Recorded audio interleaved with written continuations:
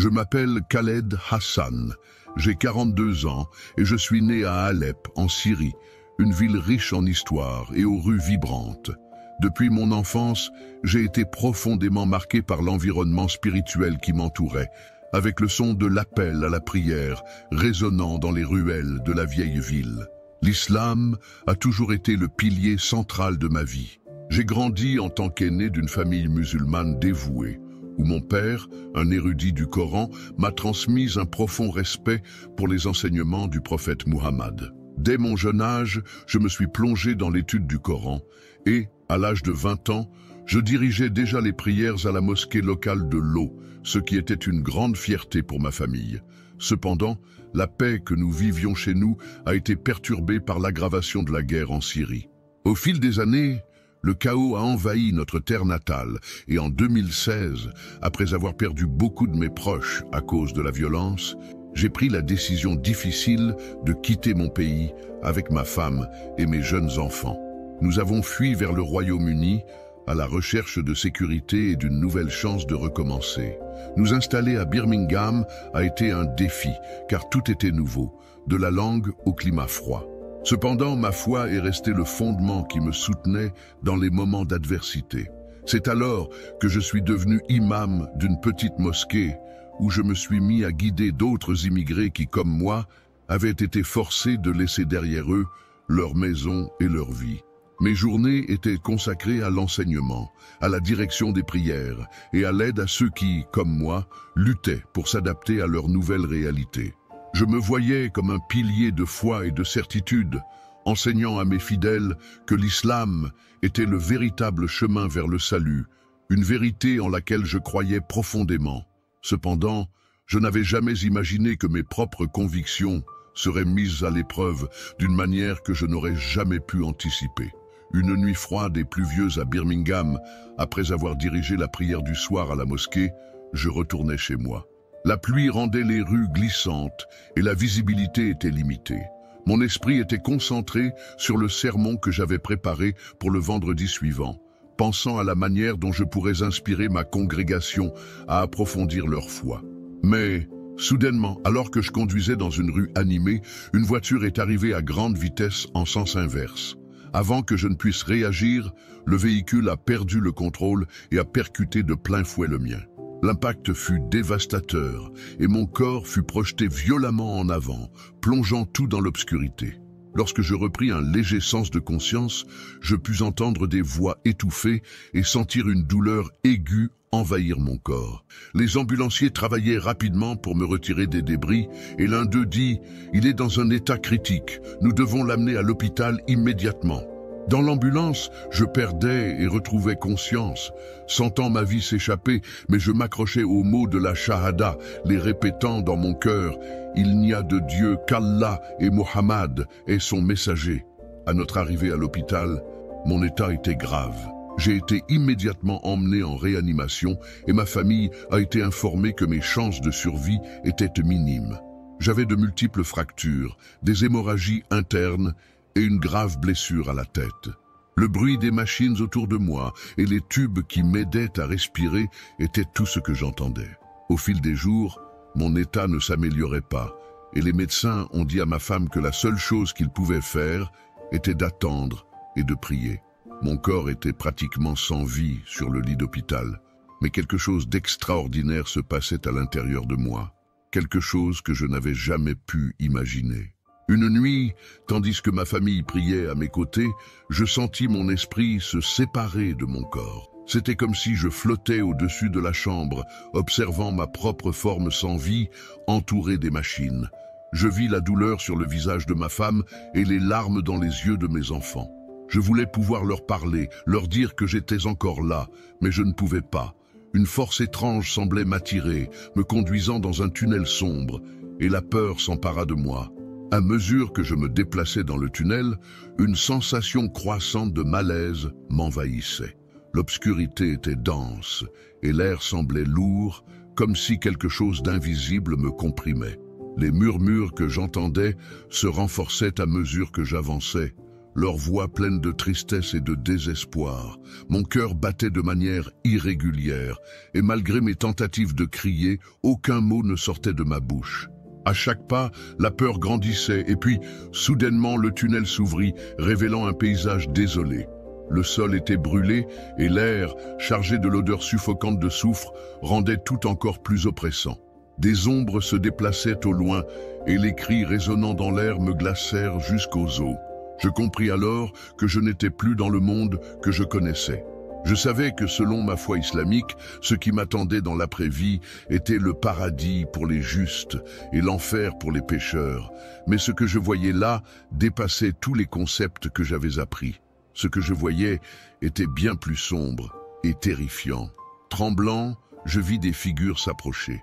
Au début, elles étaient floues, difficiles à distinguer, mais à mesure qu'elles se rapprochaient, je reconnus leur visage. C'étaient des hommes que j'avais vénérés toute ma vie, de grands érudits et des leaders islamiques dont les enseignements avaient façonné ma foi. Pourtant, quelque chose n'allait pas. Leurs visages étaient tordus par l'agonie, et il semblait qu'ils étaient pris dans une douleur sans fin. L'un d'eux fit un pas en avant, et sa voix tremblante coupa le silence. « Khaled, dit-il, tu dois écouter attentivement. Nous sommes ici pour te donner un avertissement. » J'étais choqué et perplexe. Un avertissement sur quoi? Pourquoi êtes-vous ici dans ce lieu de tourment? Vous, homme de grande foi? L'érudit baissa la tête, visiblement honteux. Nous nous étions trompés, dit-il, la voix remplie de regret. Nous avons suivi des enseignements qui nous ont aveuglés à la vérité. Nous pensions que nos actions et rituels suffiraient pour notre salut, mais nous nous étions trompés. Il n'y a qu'un seul chemin pour le salut, et ce n'est pas celui que nous prêchions. Avant que je ne puisse poser davantage de questions, une nouvelle figure apparut devant moi. Cette fois, il y avait une sensation de quelque chose de profond et divin, mêlé à une immense tristesse. C'était le prophète Muhammad. Sa présence était incomparable, grandiose, mais en même temps marquée par une profonde douleur. Il me regarda d'un regard perçant et parla d'une voix qui portait à la fois autorité et tristesse. « Khaled, dit-il, tu as été choisi pour délivrer un message. Ce que tu vois ici est le destin de ceux qui rejettent la vérité. » Ces paroles me renversèrent, et je tombai à genoux, accablé par le poids de leur signification. « Mais quelle vérité ?» demandai-je, ma voix tremblante. « J'ai toujours suivi tes enseignements. J'ai dédié ma vie à l'islam. » Le visage de Mohammed s'adoucit, et ce qu'il me dit ensuite ébranla ma compréhension de tout ce que je croyais. « Khaled, répondit-il, la vérité n'est pas dans les rituels ou les lois. La vérité est en Jésus. Il est le chemin, la vérité et la vie. Nul ne vient au Père sauf par lui. » Mon esprit se mit à tournoyer, incapable de traiter ce que j'entendais. Comment cela pouvait-il être? On m'avait toujours appris que Jésus n'était qu'un prophète, rien de plus. Mais maintenant, ici, dans ce lieu de tourment, j'entendais quelque chose de complètement différent de tout ce que j'avais appris. Muhammad continua avec une urgence visible. « Tu dois retourner. Dis à ceux qui sont encore vivants qu'ils doivent chercher Jésus. Il est le seul chemin pour le salut. Ne tarde pas, car le temps est court. » Tandis qu'il parlait, le sol sous mes pieds commença à trembler, et l'obscurité autour de moi s'intensifia.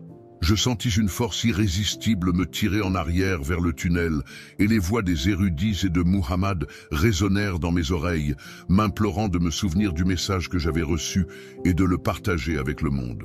Ainsi, avec un dernier regard sur ce paysage de tourment, je fus tiré en arrière dans le tunnel et, finalement, ramené à la réalité que je connaissais. Mais maintenant, je portais une mission de partager la vérité qui m'avait été révélée et de guider les autres à comprendre que, à la fin, la seule clé pour le salut est en Jésus. Je me réveillais à l'hôpital, encore sonné, mais ressentant quelque chose de différent. En ouvrant les yeux, je réalisais que j'étais de retour dans mon corps, entouré de lumières fluorescentes brillantes. Le son des machines était constant et je voyais ma femme à mes côtés, priant désespérément. La sensation de revenir fut brutale et je ressentis un choc en respirant, comme si je réintégrais la vie après en avoir été arraché. Les médecins, surpris, s'agitèrent en réalisant que j'étais vivant. Mais le plus important, le plus profond, c'était que j'étais de retour avec un message qui allait tout changer. À mesure que les jours passaient à l'hôpital, mon esprit n'arrivait pas à se reposer. Mon corps était encore faible, et les moments de réflexion me disaient que j'étais testé d'une manière que je n'aurais jamais imaginée. Je me sentais plus léger, mais aussi plus accablé, comme si je portais une vérité trop lourde pour être ignorée. Les images de l'obscurité, de la souffrance et des visages des érudits que j'avais tant vénérés me hantaient, ceux qui, comme moi, croyaient que le salut résidait dans les rituels et les lois, mais qui étaient maintenant condamnés, souffrant de ne pas avoir vu la vérité. La voix de Muhammad résonnait encore dans mon esprit, claire et ferme. Jésus est le seul chemin vers le salut. Comment cela pouvait-il être? J'ai toujours cru que la vérité résidait dans l'islam, que l'obéissance à Dieu venait par la prière, le jeûne, les bonnes actions. Alors, qu'était ce message qui m'avait été donné et comment pouvais-je le changer? Je savais que ma famille, ma femme, mes enfants croyaient comme moi. Comment pourrais-je leur demander de se détourner de tout ce qu'ils avaient appris? Ils avaient été élevés avec les mêmes enseignements, respectant les mêmes traditions que moi, vénérant l'islam. L'idée de les confronter à la vérité que je connaissais maintenant semblait impossible. Mais le poids de ce que j'avais vu, la clarté qui m'avait été donnée, était trop lourd pour être ignoré. Je ne pouvais pas garder cette vérité pour moi. Je devais la partager, même si je devais le faire seul. De retour chez moi, je passais des jours plongé dans la prière, réfléchissant profondément. Je lus à nouveau le Coran, essayant de trouver quelque chose qui confirmerait la vision que j'avais eue. J'espérais, d'une manière ou d'une autre, trouver un signe qui alignerait ce que j'avais vécu avec ce que j'avais toujours cru. Mais au lieu de trouver du réconfort, je trouvais encore plus de confusion. Le Coran parlait de la venue d'un prophète, mais ne mentionnait pas Jésus comme je l'avais rencontré, de manière si profonde et transformante. Il n'y avait aucune confirmation de sa divinité, ou qu'il soit le chemin vers le salut. Cela n'avait aucun sens pour moi. J'essayais de justifier mon expérience avec les enseignements que je connaissais, mais quelque chose manquait. Dans un moment de désespoir, après des nuits interminables de lecture et de réflexion, je tombais à genoux, suppliant Dieu. Guide-moi, montre-moi la vérité. Le poids du doute m'écrasait.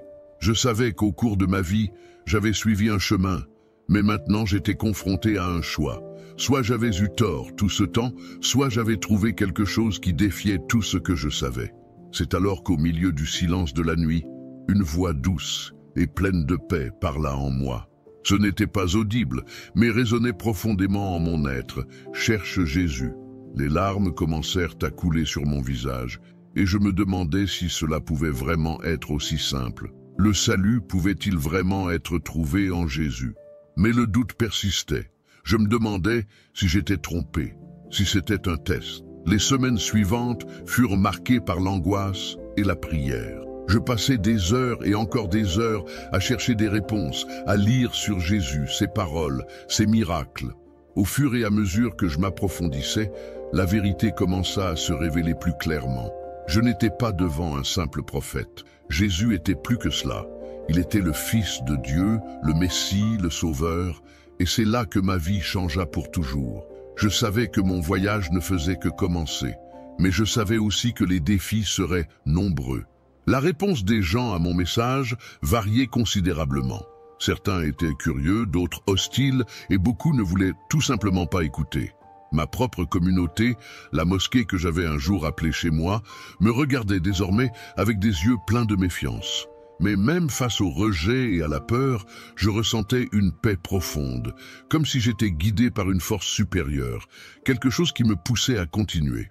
Jésus, la vérité que j'avais trouvée dans mon expérience, m'avait transformé d'une manière que je ne pouvais pas complètement expliquer, mais que je savais être réelle. À chaque conversation, à chaque témoignage, ma foi se renforçait. Je passais des heures à étudier les Écritures, me plongeant dans la vie de Jésus, essayant de comprendre plus profondément son amour, ses enseignements et sa mission.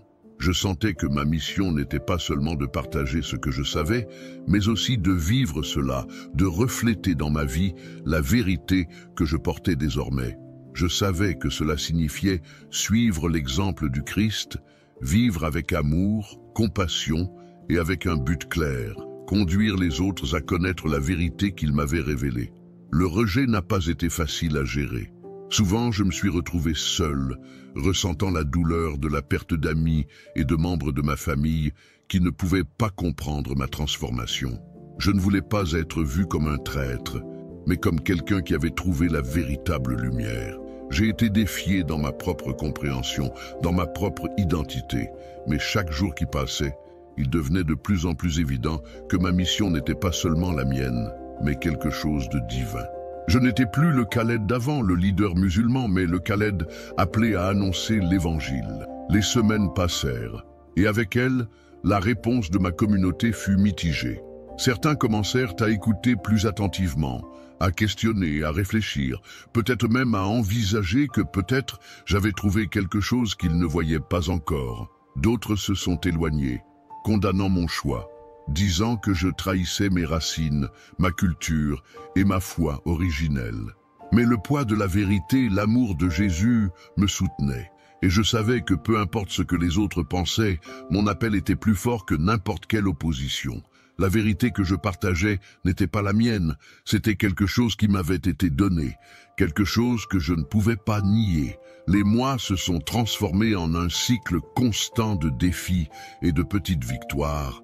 À chaque personne qui écoutait mon histoire et commençait à comprendre, à chaque âme qui, d'une manière ou d'une autre, était touchée par le message de Jésus, je sentais que le royaume de Dieu grandissait dans ma vie, même dans les adversités. Je devenais plus fort, plus convaincu, sachant que j'accomplissais la mission qui m'avait été confiée. Et ainsi, avec un courage renouvelé, je continuais à partager ce message, sachant qu'à chaque pas, Jésus était avec moi, me guidant vers le but plus grand qu'il avait réservé pour ma vie. À chaque défi, ma foi se renforçait, mais la douleur du rejet était difficile à supporter. J'ai été marqué comme quelqu'un qui avait trahi sa culture, ses racines, son identité. La douleur était plus profonde, car il ne s'agissait pas seulement de la perte d'amis et de membres de la famille, mais aussi de ma propre position au sein de la communauté dans laquelle j'avais grandi. Je n'étais plus seulement Khaled, l'imam respecté, mais l'homme qui avait osé dire que l'islam n'était pas le seul chemin vers Dieu.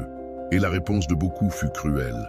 Mais au milieu de l'hostilité, je ressentais une force qui ne venait pas de moi. C'était la certitude que le message que je partageais n'était pas le mien, mais quelque chose de divin. La peur, le doute, la colère, tout cela étaient des obstacles que je savais que je devais affronter. Mais ma mission était claire. Partager la vérité sur Jésus, le seul chemin vers le salut. Alors que je marchais dans les rues, visitais des maisons et parlais à ceux qui voulaient écouter, la réaction était généralement la même, le rejet. Beaucoup voyaient mes paroles comme une menace pour leur foi et leur identité, quelque chose qu'ils devaient combattre. Mais je savais que l'Évangile n'est pas quelque chose qui peut être arrêté. Il est puissant et réel, et j'avais été choisi pour être un messager de cette vérité. Les rencontres avec ceux qui me voyaient comme un traître étaient fréquentes. L'un des moments les plus difficiles fut lorsque j'ai été confronté à ces deux hommes dans la rue. La peur était présente, bien sûr. Ils voulaient me faire taire, me faire fermer ma bouche. Mais à ce moment-là, quelque chose à l'intérieur de moi s'est renforcé. Peu importe ce qui m'arriverait, je savais que la vérité que je partageais ne pouvait pas être effacée. Je me suis rappelé les paroles de Jésus dans Matthieu 10, 28. « Ne craignez pas ceux qui tuent le corps, mais ne peuvent tuer l'âme. » Ce verset résonna dans mon esprit alors que je faisais face à l'opposition. Ma vie maintenant ne se résumait plus à moi ou à ma sécurité, mais à accomplir le but que Dieu m'avait donné. Je devais dire la vérité, quel qu'en soit le prix. À mesure que les jours passaient, le combat intérieur entre la peur et la certitude de mon appel continuait. Je ressentais le poids du rejet de tous autour de moi, mais je vivais aussi une paix intérieure venant du fait que je suivais le chemin que Dieu avait tracé pour moi. Je savais que ce que j'avais trouvé était réel. C'était la seule vérité qui pouvait apporter une véritable paix et un salut. Et puis, avec le temps, j'ai commencé à voir de petits changements. Certains ont commencé à écouter plus attentivement, d'autres ont commencé à poser des questions, et certains ont même commencé à chercher la vérité par eux-mêmes. La graine était plantée, et je savais que, même face à l'opposition, cette graine grandirait. Ce n'était pas ma force ou mon éloquence qui faisait la différence, mais la vérité de Jésus qui avait le pouvoir de transformer les cœurs. Le combat n'était pas seulement dehors de moi, mais aussi à l'intérieur de moi. Chaque jour était une lutte, mais je savais qu'en fin de compte, Jésus avait gagné. Il était la vérité, le seul chemin, et j'étais prêt à suivre ce chemin, coûte que coûte. Les jours s'étiraient, et la lutte devenait de plus en plus difficile à chaque pas. Chaque rencontre semblait être un test pour ma foi, un défi pour ma conviction. Le rejet auquel je faisais face n'était pas seulement des paroles, mais des gestes et des attitudes, des amis qui s'éloignaient, des regards remplis de jugement, des portes qui se fermaient. Je me demandais souvent si je faisais ce qu'il fallait, si cette vérité valait vraiment le prix que je payais. Mais même dans les moments de doute, il y avait quelque chose en moi qui ne me permettait pas d'abandonner. Je savais que ce n'était pas moi qui menais ce combat. C'était Dieu qui m'appelait à témoigner de son Fils. Chaque parole que je partageais, chaque conversation que j'avais, était une occasion de semer une graine de vérité. Je ne pouvais pas contrôler la réaction des gens, mais je savais que j'accomplissais la mission pour laquelle j'avais été appelé. Et plus important encore, je savais que je n'étais pas seul. L'Esprit Saint était avec moi, guidant, renforçant et soutenant ma foi, même lorsque les circonstances tentaient de me faire chanceler. Il y a eu des nuits où la peur me consumait et les doutes surgissaient avec force. Mais, en me tournant vers les Écritures, j'ai trouvé du réconfort dans les paroles de Jésus dans Jean 15, 18, 19. « Si le monde vous hait, sachez qu'il m'a haï avant vous. Si vous étiez du monde, le monde aimerait ce qui est à lui. Mais parce que vous n'êtes pas du monde, mais que je vous ai choisi du monde, c'est pourquoi le monde vous hait. » Ces paroles m'ont rappelé que la haine et le rejet auxquels je faisais face n'étaient pas personnels, mais faisaient partie du chemin que je suivais. Jésus a aussi été rejeté, et sa vérité a été la cible de l'hostilité. Mais il n'a pas abandonné, et moi non plus je ne pouvais pas. Je savais qu'à un moment donné, les portes se refermeraient de manière permanente pour beaucoup, et ils auraient perdu l'opportunité d'entendre la vérité. C'est pourquoi je continuais, même quand il semblait que mes paroles tombaient sur des oreilles sourdes. Je savais qu'à la fin, c'était l'Esprit Saint qui convaincrait les cœurs, mais mon rôle était de semer, et c'est ce que je faisais, avec courage et fidélité. Chaque jour était une lutte, mais chaque jour apportait aussi une petite victoire. Une âme touchée, un esprit ouvert, un doute dissipé. Nous ne savions pas ce que l'avenir nous réservait, mais la conviction que Jésus était le seul chemin, la seule vérité et la seule vie était quelque chose que personne ne pourrait me retirer. Et tant qu'il y aurait du temps, tant qu'il y aurait de la vie, je continuerai à témoigner. Parce qu'à la fin, la vérité du Christ prévaudra toujours.